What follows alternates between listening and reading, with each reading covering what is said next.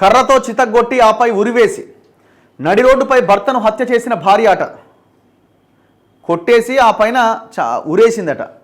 మద్యానికి బానిసై తీవ్రంగా వేధిస్తున్నందుకే అట. ఆంధ్రప్రదేశ్లోని బాపట్ల జిల్లాలో ఘటన.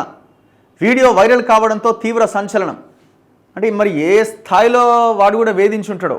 సరే, చంపడం కరెక్ట్ కాకపోయినా మరి ఎంత భయంకరమైన వేధింపులకి ఆ మహిళ గురై ఉంటుందో. మద్యానికి బానిసైన భర్త వేధింపులకు ఆ మహిళ విసిగిపోయింది.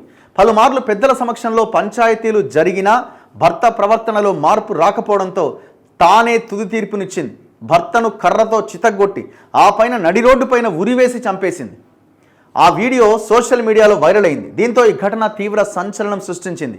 కేసు వివరాల ప్రకారం ఆంధ్రప్రదేశ్లోని బాపట్ల జిల్లా అడవుల దీవి ఠాణా పరిధిలోని కొత్తపాలానికి చెందిన అరుణతో గోకర్ణమఠం గ్రామానికి చెందిన అమరేంద్ర బాబుకు 10 ఏళ్ల క్రింద పెండ్లైంది.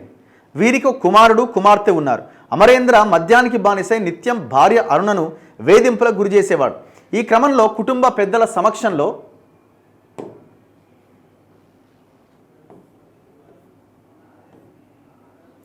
పలుమార్లు పంచాయతీలు కూడా జరిగినాయి. అయినా అమరేంద్రబాబు వ్యవహార శైలిలో మార్పు రాకపోగా వేధింపులు మరింత పెరిగినాయి. అమరేంద్రబాబు అరుణల మధ్య కొత్తపాలెంలో గత నెల 31వ తేదీన తీవ్ర ఘర్షణ జరిగింది. ఏళ్లుగా ఓపిక పడుతూ వస్తున్న అరుణ తన భర్తపై కర్రతో తీవ్రంగా దాడి చేసి అక్కడే చంపేసింది. ఈ హత్యపైన మృతుడి తండ్రి ఫిర్యాదు చేసిన నేపథ్యంలో పోలీసులు బుధవారం కేసు నమోదు చేసి దర్యాప్తు ప్రారంభించారు. ఫిర్యాదులో వివరాల మేరకు అరుణ తన భర్తను కర్రతో కొట్టి చంపినట్లు పోలీసులు భావించారు. అయితే తన భర్తను తీవ్రంగా కర్రతో కొట్టిన తర్వాత కూడా అరుణ కోపం చల్లారలే.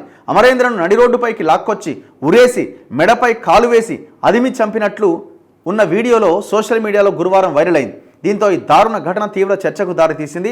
వైరల్ అయిన వీడియో దృశ్యాల ఆధారంగా కేసులో సెక్షన్ల కింద నమోదుపైన పోలీసులు పునరాలోచనలో పడ్డట్టు తెలుస్తున్నదట. ఏం చేస్తారో చూడాలి మరిగా.